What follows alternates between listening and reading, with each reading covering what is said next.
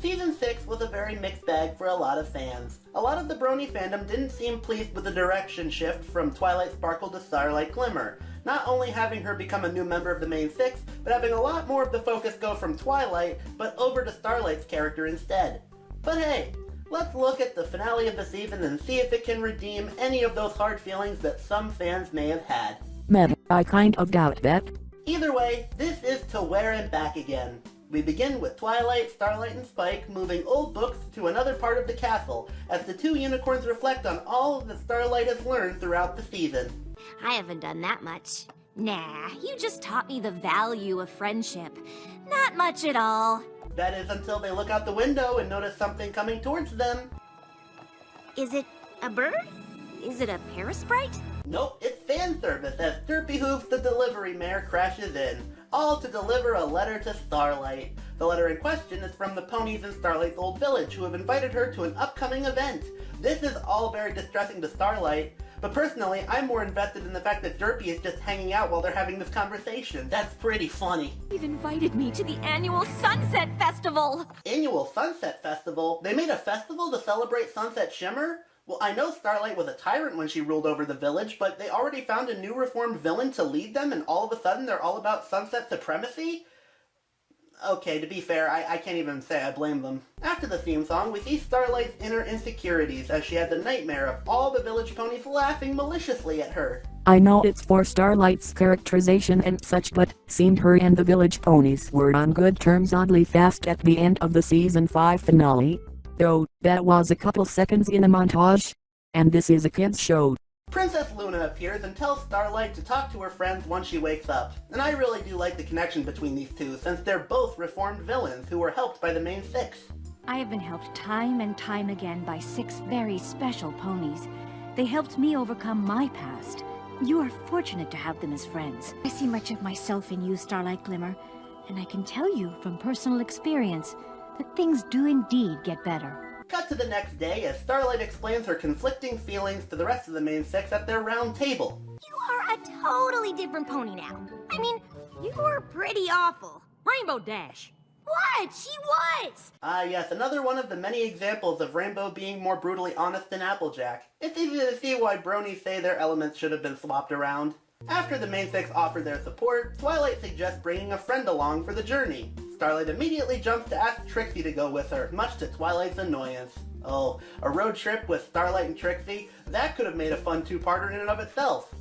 Also, look at the cute Trixie face. Oh my gosh, she's just so cute. Look at her, that's really adorable. The two friends make it to the village and Starlight starts to crash out amongst all the ponies as they immediately try to reconnect with her. We were having some debate about these banners. Which do you think feels more sunsetty?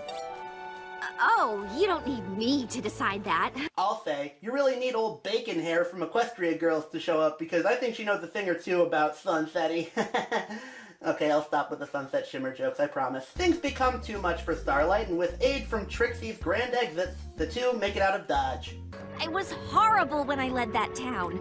I was ready for them to not trust me, but I wasn't ready for them to put me in charge again. You and me both, Starlight. They forgave her dictator past incredibly fast. Let it go. I know. Don't you ever tell another pony I said this. But even Trixie's made mistakes. I know. The trick is to just move on and pretend they never happened. I feel like that's almost good advice. Once the two make it back to Ponyville, they notice the members of the main six seem off. Pinky is a lot stranger than usual, Rarity and Applejack laugh at Starlight's plight, and the others are acting unbelievably suspicious. Even Twilight seems different, as she seems very apathetic towards Starlight, telling her to never go back to the village again. But we get another nightmare sequence, this time involving the main six and the village ponies being mean to Starlight, before Princess Luna shows up to warn her of the return of the changelings. So left to her own devices, Starlight goes to a sleeping Trixie, who's apparently dreaming about performing special tricks for Celestia for peanut butter crackers. Of course, Princess Celestia. I love to perform for peanut butter crackers. Trixie, I don't even want to know where any of that is going. As they sneak into the castle, and it seems the changelings are disguised as the main six and communicating their plans with Queen Chrysalis. For you see, you can tell they're changelings because the Applejack is eating a pear. And apparently you can tell they're changelings, because they abuse their version of Spike. Meta, not seeing a difference there lol. Ugh, I can't take any of you seriously when you look like that.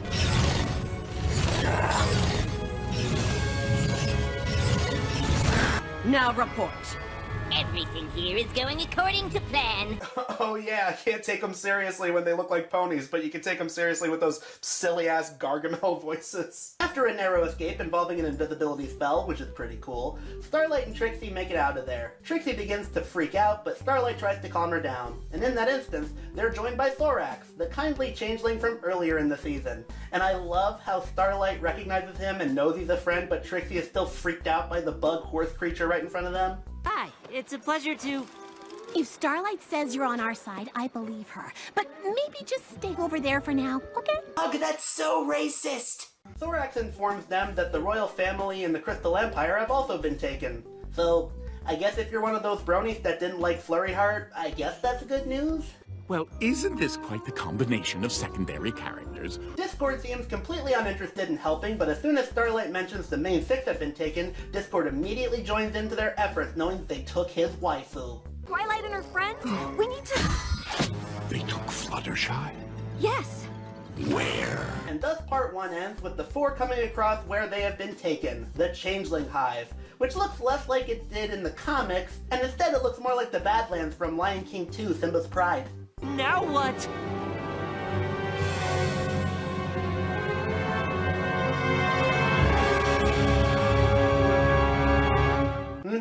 Oh yeah, to be continued right now, right, of course. Anyway, continuing into part 2, they come up with a reason so that Discord can't just snap his fingers and get all this over with in 2 seconds, explaining that the Changeling Hive has some ancient dark stone in Chrysalis's queenly throne that sucks up other creatures' magic. So they trek across the lands and head into the hive as our quartet work out various strategies and hidden code words in case they get separated. And I love the little rivalry they establish with Discord and Trixie. 2 big egos naturally clashing.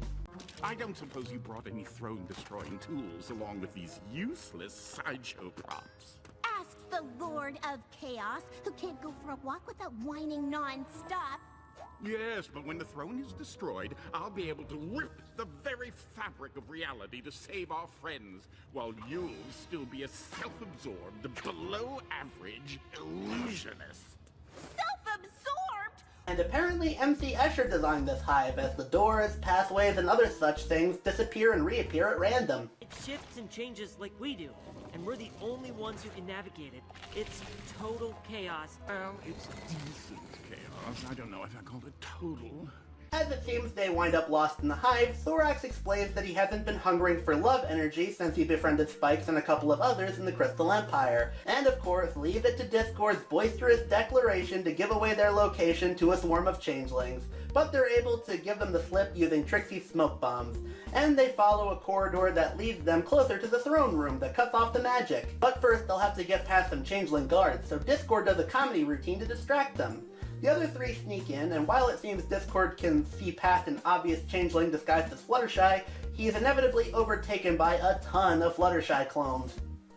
Okay, it is one thing to take away a man's waifu, but stuff like that is just all kinds of messed up right there. A changeling disguised as Discord tries to throw our 3 heroes off, but they can tell it's him because he doesn't recognize their secret code.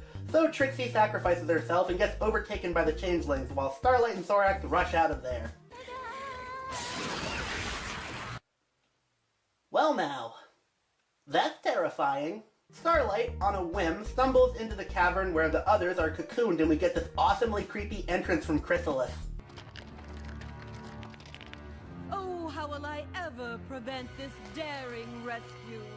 In a very cool twist, it turns out the Starlight that Chrysalis has been talking to is actually Thorax, while the real Starlight tries to destroy the throne with a rock.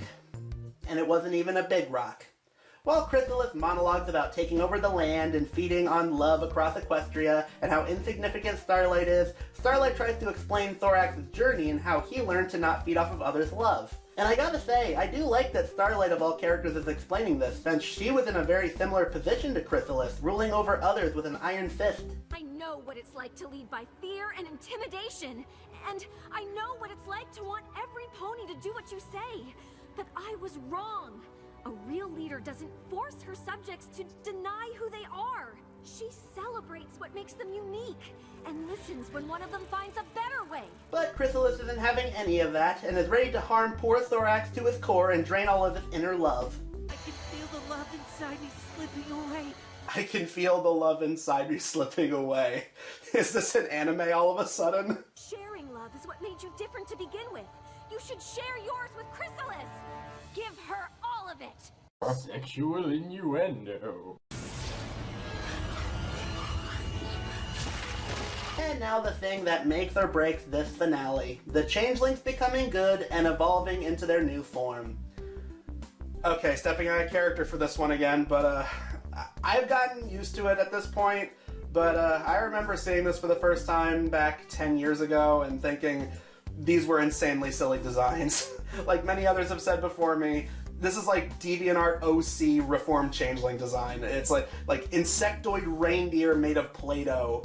It's not a big deal at the end of the day, but I don't know, even after getting used to these designs, I still think they're kind of silly looking. Though honestly, I'm surprised they didn't make these into toys. I mean, it's Hasbro of all companies. They make everything into toys, so you think this would have been a golden opportunity. Anyway, rant over, back to Pony Boy's ranting. So the other changelings follow suit. Thankfully the comics and even later episodes have some changelings who are still evil, because their evil designs are so much cooler. And those who were cocooned are now freed. But Chrysalis isn't done yet, and she tries to attack Starlight. Starlight tries to change Chrysalis's outlook one more time, but she pushes it away and flees into the distance.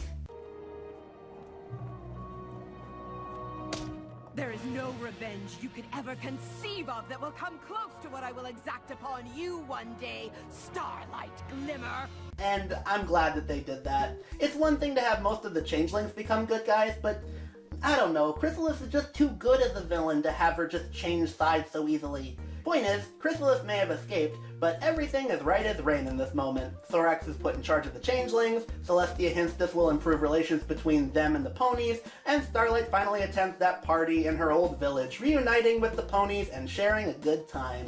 And I'm still a self-absorbed, below-average illusionist, right?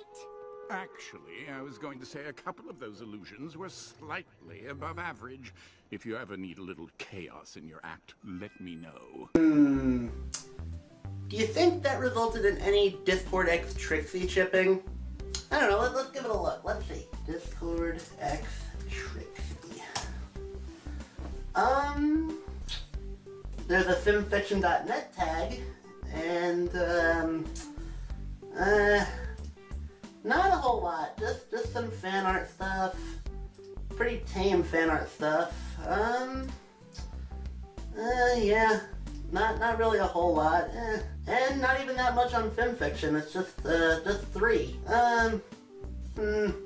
Yeah, wow. Huh. I guess there's not a whole lot of Trixie X Discord like I thought.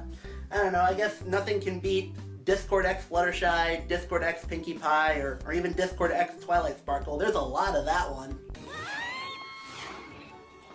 Some pony is really gonna have to catch us up on what we missed. Okay, so since I stepped out of character for the Season 6 premiere, I think it's fitting I do the same for this one. I think, rewatching this one, I think I liked it more than the first time when I saw it. It's not my favorite finale, and I still think the Changeling's redemption was a little too rushed. It just felt a little too easy. I mean, yes, you can establish that Thorax is a good changeling and he can bring change to his species, but just the fact that most of them, you know, or all of them, as they say here, are all good guys now, that felt a little too easy. But I will give them this. I did like the fact that they later on established that there are still evil changelings, so it's a little more realistic that way. You still gotta have ones that are loyal to Chrysalis and her outlook, instead of just having all of them become good guys. That just feels a little too neat. It feels a little too easy. As for the positives, I did like the character dynamics between the 4 main former bad guys. I thought everyone had interesting chemistry there. Chrysalis is still probably my favorite villain from the show, honestly. Out of the 3 that we're gonna get in the last few seasons, Chrysalis is probably my personal favorite of the bunch. And I'm glad they just didn't brush her off and give her a forced redemption arc too. When I first saw this, I probably wasn't a fan of Starlight at that point, but looking at it now, I do think she got some decent character development in this finale. Though it is interesting, the way this one ends, it kind of felt like they were setting up that she was going to go back to her village, and it was just going to go back to being the main six again. But obviously Season 7 proved that wrong. Starlight is still here to stay, so yeah, sorry bronies that weren't into this character. Lastly, I just want to say, I prefer the Season 6 finale over the Season 6 premiere. The Season 6 premiere, looking back on it, felt really cluttered, and it felt like it had a little too much going on in it. This one, very simple, very standard. The changelings are coming back, they want to take over the land, they've kidnapped most of the main characters, so now it's up to Equestria's Suicide Squad over here to show up and save the day. You know, very simple, very standard. Again, the ending is a little rushed, in my opinion, but I don't know, I didn't mind this as a finale, especially considering how clunky Season 6 was as a whole. I mean, I didn't even look at most of the episodes for this season, but rewatching this season, there are episodes that are either really good or ones that are just incredibly mishandled. Now, before we get to the Season 7 reviews, I do have one minor side quest that I've always wanted to do. Next time on Pony Fanboy Reviews, we're going to be looking at what started as an MLP game and gradually became its own thing with Them's Fighting Hers. But until then, I'm the Pony Fanboy, I fanboy over ponies, and you just listen. Well, isn't this quite the combination of secondary characters? All my friends are heathens, take it slow. Wait for them to ask you who you know. Please don't make any sudden moves. You don't know the half of the abuse. Welcome to the room of people who have rooms of people that they love one day docked away. Just because we check the guns at the door doesn't mean our brains will change from hand grenades. You love another psychopath sitting next to you. You love another murderer sitting next to you. You think I'd get here sitting next to you. But after all I've said, please don't forget. All my friends are heathens, take it slow. Wait for them to ask you who you know.